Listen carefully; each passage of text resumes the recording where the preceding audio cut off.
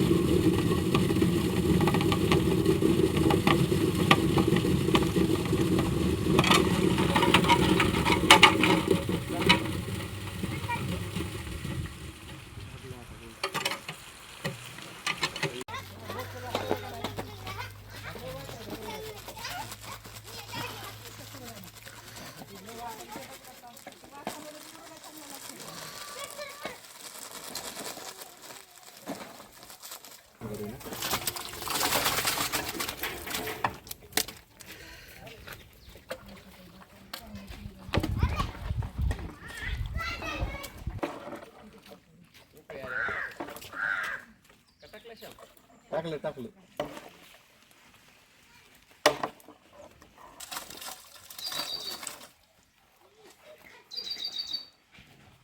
पुन्हा निघाल्यावर वाळायचे नाहीत सगळे.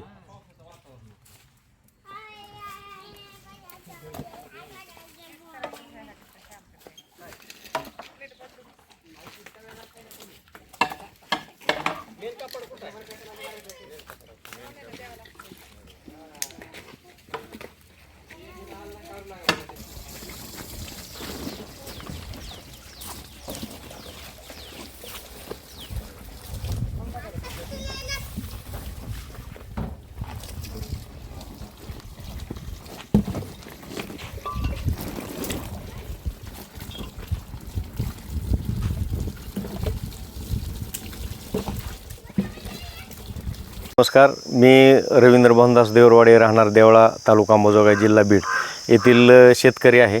आणि यावर्षी ऊस पिकामध्ये वेगवेगळे 3 आंतरपीक घेऊन एक नवीन प्रयोग यावर्षी मी ऊस पिकामध्ये केलेला आहे. तर ऊसामध्ये 5 फुटाच्या सरीवर त्या ठिकाणी कांदा, लसूण आणि बटाटा हे 3 पिकं या ठिकाणी घेतलेले आहेत, जेणेकरून आपला कमी खर्चामध्ये उत्पन्न आपल्याला जास्त मिळावं.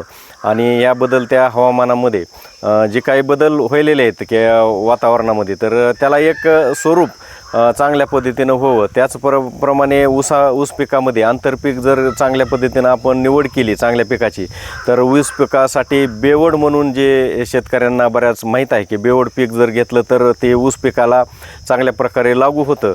आणि जमीनसुद्धा चांगल्या प्रकारे जमीन सेंद्रिय कर्ब जे आपण म्हणतो तर ते टिकून राहतो. अशा प्रकारे वेगवेगळे 3 पिकं घेतले. त्याचबरोबर या ठिकाणी हे जे ऊस पीक आहे त्या ऊस पिकामध्ये आपण बायोचार पद्धतीचा अवलंब केलेला आहे, जे विद्यापीठानं सांगितलेलं की सगळ्यात जास्त सेंद्रिय कर्ब शेतीचा वाढवण्यासाठी अतिशय बायोचार महत्त्वाचा आहे. तर त्या बायोचारचा सुद्धा आपण त्याच्या ठिकाणी वापर केलेला आहे. त्याचबरोबर विद्यापीठाचे वेगवेगळे जे काही आपण जैविक सेंद्रिय खतं आहेत, मग बायोमिक्ससारखं असेल किंवा बाकीचे आपल्या घरी भट्टे लावून तयार करणे असेल, घनामृतसारखे, जीवामृतसारखे, तर ह्याचा कमी खर्चामध्ये आपण एक चांगल्या पद्धतीने उत्पादन घेऊ शकतो का म्हणून एक असा प्रयोग नवीन केलेला होता. त्या प्रयोगामध्ये बटाटे आपण 4 क्विंटलची लागवड केलेली होती. ज्योती म्हणजे बटाट्याची लागवड आपण त्या ठिकाणी केलेली होती.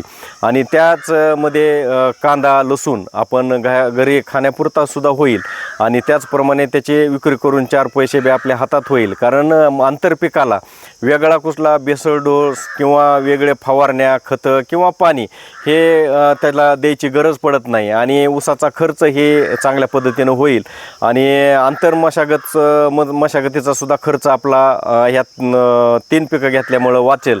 अशा पद्धतीनं हे केलं तर जवळजवळ बटाटे जे आहेत ते 6-6.5 टन बटाटा या ठिकाणी चांगल्या पद्धतीनं निघाला. त्याची साईज जर बघायला गेलं तर साधारणतः अर्धा किलोपर्यंतचा बटाटा चांगल्या प्रकारे पोचला होता बेडवर असल्यामुळं. आणि त्याचबरोबर त्याच्यामध्ये जे कांदा होता तर ते कांदा जवळजवळ एक 1500-1600 किलो कांदा या ठिकाणी झालेला आहे आणि जवळजवळ एक 200-250 किलो लसूण या ठिकाणी त्याच्यामध्ये झालेला आहे. ह्याचं जर आपण आर्थिक गणित जर बांधायला गेलं तर वेगळा खर्च या 3 पिकाला करावा लागला नाही. कारण एकच मुख्य पीक जे आहे ऊस, तर ह्याचाच आपण फक्त खर्च केलेला आहे आणि त्याच्यातून आपण जैविक आणि मिश्र खतं ह्याचा जास्तीत जास्त आपण त्याला वापर केलेला आहे. केवळ म्हणजे रासायनिकचाच बेसुमार वापर किंवा कीटकनाशकाचा वापर ह्याच्यामध्ये अत्यंत अल्प प्रमाणामध्ये केलेला आहे आणि जैविक आणि सेंद्रिय खतावर जास्त भर दिलेला आहे. तर ह्याच्यामध्ये जर साधारण आपण आर्थिक गणितामध्ये बघितलं तर बटाटा हा आज सध्या मार्केटमध्ये त्याचे भाव पडलेले आहेत. कारण 2-3 वर्षाचा अभ्यास केला आणि अभ्यास करून बटाटा पिकाची लागवड केली ती बेवड एक चांगलं ऊसाला होतं आहे ह्या बी दृष्टिकोनातून आणि चांगले पैसे येतील ह्याही दृष्टिकोनातून बटाटा पिकाची लागवड केली ती. परंतु युद्धजन्य परिस्थिती तसेच या ठिकाणी अवकाळी पाऊस, गारा ह्याचा त्या आठवड्यामध्ये शेवटच्या टप्प्यामध्ये खूप मोठा परिणाम झाला आणि मार्केटवर सध्या भाजीपाला असेल किंवा बाकी कुठल्याच भावाला सध्या पिकाला भाव नसल्यामुळे बटाट्याला यावर्षीसुद्धा मला चांगला भाव यावर्षी मिळाला नाही. म्हणून हा बटाटा हा नाशिवंत आहे. तर मी त्या ठिकाणी जाग्यावरच 15 रुपये, 12 रुपये, 13 रुपये प्रमाणे जाग्यावर बटाटा चिप्स जे आहे ती सोशल मीडियाचा वापर केला. म्हणजे शेतकऱ्यांना एक खचून न जाता आपण त्याच्यातूनच मार्ग काढावा अशा पद्धतीनं मार्ग काढला आणि जवळजवळ 3 टनापर्यंत 3-3.5 टनापर्यंत बटाटा जाग्याहून विक्री झाला. तर साधारणतः त्याचा जर आपण आर्थिक गणितामध्ये गेलं तर 15 रुपये, 12 रुपये, 13 रुपयाच्या दराने गेला आणि स्वतः शेतकऱ्याच्या मनावर म्हणजे निवडून त्याच्या मनाप्रमाणे किंमत जरी आपण ठरवत असलो तरी त्याच्या मनावर त्या ठिकाणी त्याला ते बटाटा निवडता यावा आणि त्याच्या मनावर ग्राहकाच्या मनावर त्या ठिकाणी चॉईस करता यावी अशा प्रकारे त्या ठिकाणी रचना केली होती. तर असा जवळजवळ एक 27-28 हजाराचा बटाटा जागेवून गेला आणि परत हाच बटाटा बाजारामध्ये बेकिमतीने विकणं किंवा त्याच्या आपल्या एवढं त्याची चांगली मेहनत घेऊन कष्ट घेऊन काडीमोल कचऱ्यासारखा त्याला भाव त्या ठिकाणी मिळणार जर असेल तर त्याचीच जर आपण प्रक्रिया केली आणि प्रक्रिया केल्याच्या नंतर त्याला सुद्धा चांगला दर मिळतो हे लक्षात आलं आणि या ठिकाणी आपण आमचे जे मित्र आहेत खोडचे त्यांच्या मित्राच्या साह्यानं तसेच कृषी विज्ञान केंद्राच्या साह्यानं मार्गदर्शनाखाली घरीच मी या बटाट्यावर प्रक्रिया करायची ठरवलं आणि त्याच्यातून जवळजवळ 1500-1600 किलोचे चिप्स बनवले